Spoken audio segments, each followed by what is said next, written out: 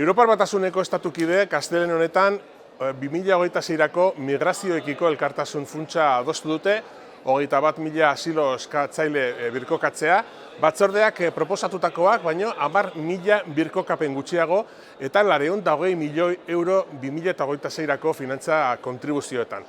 Edonola ere, zifra horiek gutxienekoa dira, garrantzi gutxien daukan kontua da hori. Aste honetan, Bruselan ikusi dugunak Europarentzat zeharo arriskutsua den norabide bat berresten du.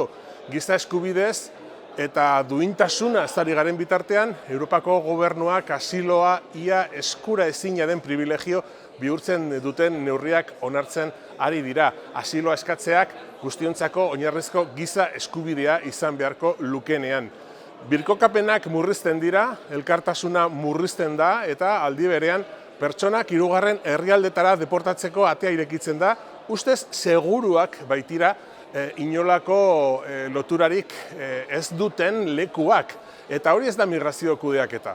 Europak bere historiako kapitulurik txarrenen ondorioz bere gain hartu zituen betebehar legal eta moralei uko egitea da. Hirugarren herrialde seguruaren definizio berriak, ustez seguruak diren herrialdeen zerrendek eta itzulera araudia deiturikoak, ez dute inor babestea bilatzen. Kanporatzeak azkartzea, ardurak kanporatzea eta mugan indarkeria izkutatzea bilatzen dute. Familiei buruz ari gara, adingabei buruz, gerretatik edo jazarpenetatik iesi doazen pertsonei buruz, alde batetik bestera mugitu behar diren zenbaki soilak balira bezala tratatuak.